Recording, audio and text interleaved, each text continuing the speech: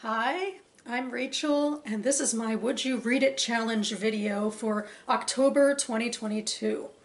The Would You Read It Challenge is a tag I have co-opted from @2brody. The point of the tag was to pick a variety of books and solely read the first sentence of the books and then ask your audience if they'd like to continue. But I decided one sentence was a little too little, so I'm doing the first few paragraphs of books in contention, and I'm specifically focusing on the BookTube Prize. The BookTube Prize was started in 2019 by Robert at Barter Hordes. It is for the literary bookish community to come together and judge the best in various genres. And in 2019, in the first year, we were only, or they, I wasn't an official judge yet, we're only judging fiction. So I'm going to the first round, the Octafinals round, where there were 8 different ballots of 6 books apiece. And so in this video, I'm going to look at ballot number C. And the 6 books on this ballot, I actually haven't read any of them. So this is exciting. It's my first look really at any of these books in detail. So I wanted to just share them with you and then give my thoughts about what I think of these books. So yeah, without any further ado, let's get going. Starting with Book 1. 1.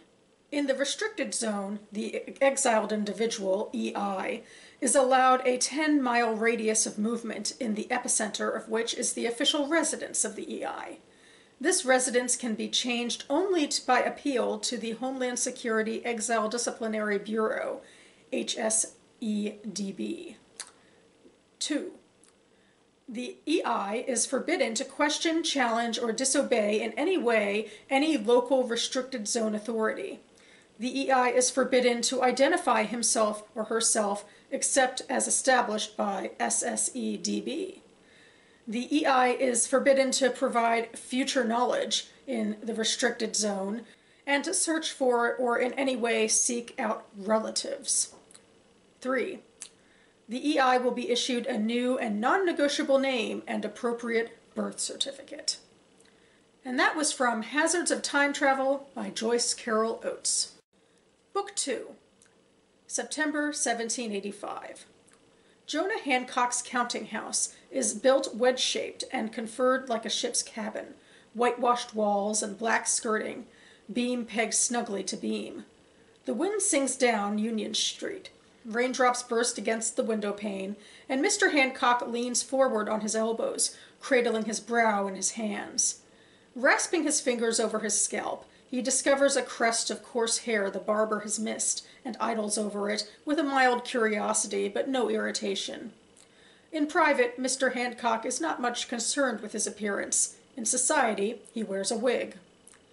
He is a portly gentleman of 45, dressed in worsted and fustian and linen, honest, familiar textures to match his threadbare scalp, the silverfish of his jowls, the scuffed and stained skin of his fingertips. He's not a handsome man, nor ever was one, and as he perches on his stool, his great belly and skinny legs give him the look of a rat up a post. But his meaty face is amiable, and his small eyes with their pale lashes are clear and trusting.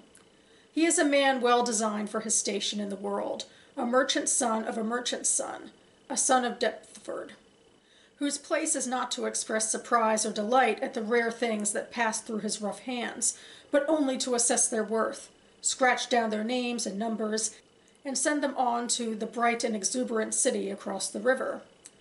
The ships he sends out into the world, the Eagle, the Calliope, the Lorenzo, cross and recross the globe. But Jonah Hancock himself, the stillest of men, falls asleep each night in the room in which he first drew breath. And that was from The Mermaid and Mrs. Hancock by Imogen Hermes Gower. Book 3. From what she could see, he had 2 guns, a hatchet, a knife, his rolled blanket, the big tin chest, various bags and bundles, one of which she supposed contained her mother's things. How far must you go? That depends. On where they are? Yes. So how far? 1,000 miles? More than 1,000 miles? More than 1,000 miles, I think so, Bess, yes. Bellman's daughter was twirling a loose thread that hung down from his blanket, which until this morning had laid upon his bed. She looked up at him. And the same back. And the same back, yes. She was quiet a moment, and there was a serious and effortful look about her, as if she was trying to imagine a journey of such magnitude. That's a long way. Yes, it is. But worth it if you find them. I think so, Bess, yes. He saw her looking at his bundles and his bags and the big tin chest and wondered if she was thinking about Elsie's things. He hadn't meant her to see him packing them. And that was from West by Karis Davies. Book 4. The coffin had no body in it. Instead, the Star Legacy 18-gauge platinum rose casket, on loan from the local Walmart, had only a large American flag draped across its length. It rode down High Street on a flatbed trailer, tugged along by a Dodge Ram 2500, the color of an overripe cherry. A blast of early winter cold had invaded October, and a hard, erratic current of air tore across New Canaan, with the unpredictability of a child's tantrum. One second the breeze was calm, tolerable, and the next a frigid banshee shriek would rip across High Street, chilling the assembled, scattering leaves and loose litter, drowning out petty chatter, and carrying voices off to the sky. Before the truck and its cargo left the fire station, the staging ground for all of New Canaan's parades from Thanksgiving to 4th of July, no one had bothered to secure the flag, and as the show casket reached downtown, a gust of wind finally took it. The stars and stripes flapped, undulated, parachuted through this mad breeze, as several sorrowful gasps issued from the crowd. Nothing could be done. Each time it began to drift back to earth, another gust would catch it, toss it, bear it aloft. The flag made its way to the square, where it finally snagged on the gnarled branches of an oak tree and shuddered there. And that was from Ohio by Stephen Markley. Book 5. The spring rain fell in great sweeping gusts that rattled the rooftops. Water found its way into the smallest cracks and undermined the sturdiest foundations. Chunks of land that had been steady for generations fell like slag heaps on the roads below, taking houses and cars and swimming pools down with them. Trees fell over, crashed into power lines, electricity was lost. Rivers flooded their banks, washed across yards, ruined homes. People who loved each other snapped and fights erupted as the water rose and the rain continued. Lenny felt edgy too. She was the new girl at school, just a face in the crowd, a girl with long hair parted in the middle, who had no friends and walked to school alone. Now she sat on her bed with her skinny legs drawn up to her flat chest, a dog-eared paperback of Watership Down open beside her. Through the thin walls of the Rambler, she heard her mother say, "Ernst, baby, please, don't. Listen." And her father's angry, "Leave me the hell alone." And that was from The Great Alone by Kristen Hanna.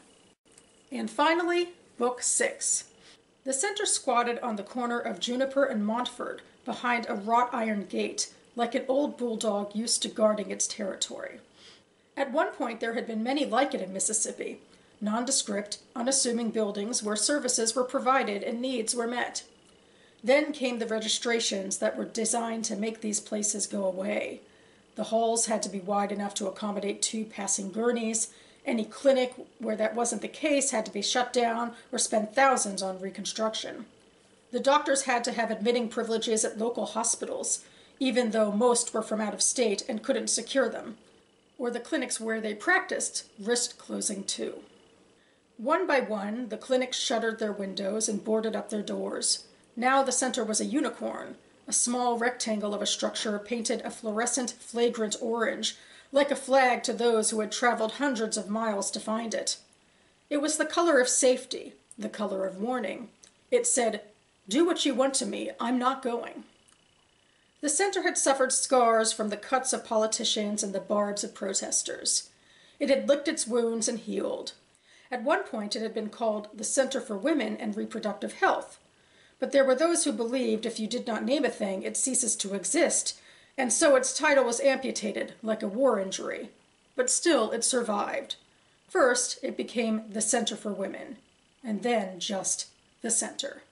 And that was from A Spark of Light by Joni Picoult. Okay, so my thoughts. You know, the fact that none of these made it to the finals round makes me justify maybe I don't need to add any of them to my TBR, although they are somewhat interesting.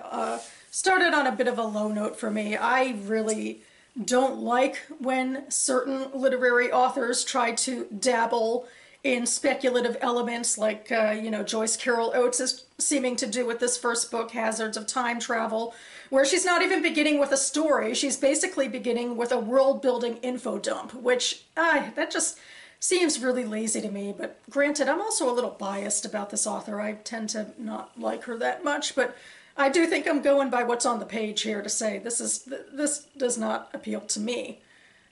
Then we have book two, which I really like. It's, historical fiction, so I guess, if you're interested in getting a different perspective of a different place, this delivers in The Mermaid and Mrs. Hancock, and there's some really interesting descriptions in here about Mr. Hancock and the type of life he leads as, I guess, this sort of merchant who deals in luxuries of a sort, but he only does the mercantile side of that. It's bit of a slow beginning, although I tend to find, I've been reading through the first pages again of books I really liked, and they tend to actually have pretty slow beginnings, so there's that. Unlike book three, I think, which, book three is like, I guess the word I'm thinking of is staccato in a way. It's a scene with a lot of dialogue to sort of introduce you to the characters and not a lot of description otherwise about what's going on. So the dialogue is telling us that these two people are talking. It seems like a man and a woman, and the man is going off to try to find people, and he has the woman's mother's things with him. So I guess that's supposed to be the emotional arc of it. Yeah, it's interesting how much more space all of that staccato dialogue takes up on the page. And that was from West by Karis Davies, so presumably maybe that's the direction the guy is heading.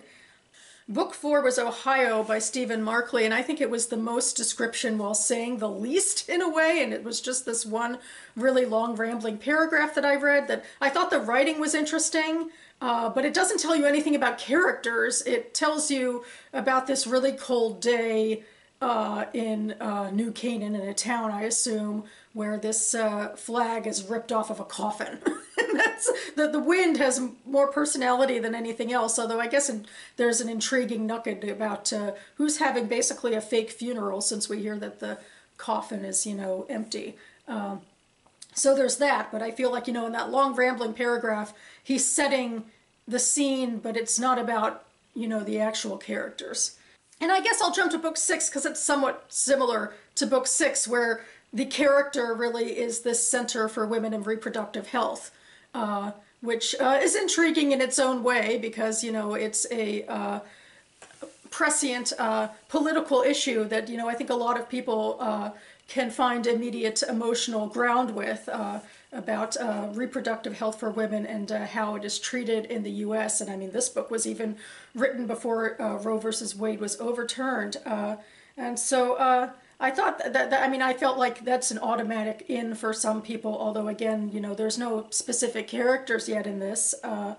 And finally, book number five actually does have a little bit of both, which is kind of interesting. It has like this description of the storm, but we also get introduced to this this character of Lenny, who, it's a pretty stereotypical sort of, she's just a lonely girl with, angry parents. So it's not much yet, but it's more of a character than some of the other stuff. And that was from The Great Alone by Kristen Hanna. And I guess I also have a little bit of a bias with Kristen Hanna and Jodi Picoult because, I don't know, they seem like those, serial authors who are constantly producing material, and maybe it's not as deep because, there's so much of it. Like, how deep can you get if you're, producing a new book every year? But, that could just be my snobbishness, and I'm not even sure it's every year anyway. And I actually liked both of those for opening openers better than I thought I would. I wasn't surprised that I disliked Joyce Carol Oates, or it really just affirmed my biases, but with the last two I really liked them. And I liked all of these to a degree. I thought there was some great description, and there was intriguing history in one case, but None of them made it too far into the BookTube Prize in 2019, so what do you know? Hopefully that means there was a lot more good books in the running. So I guess that's all I have to say about that right now, but I will leave Goodreads links for all 6 of these books linked down below. Also a link to the BookTube Prize page. We are currently in a hiatus for the BookTube Prize. A couple of weeks ago, Robert announced the 2022 winners, and we're waiting to hear about judging for next year. I assume he'll be putting up a video about that in the coming weeks or months, well, certainly before January, and when he does, I'm sure I will be talking about it on this channel because I love the BookTube Prize, and the whole reason in a way I'm doing this video is out of nostalgia. It's only been a couple weeks since 2022 ended, and I'm like, I miss you. So anyway, but I will be talking about other things on this channel as well, including very imminently I hope to be back with my monthly Author's Answer video to bring some AuthorTube onto here, so stay tuned for that. In the meantime, thanks so much for watching, everyone, and I'll see you next time.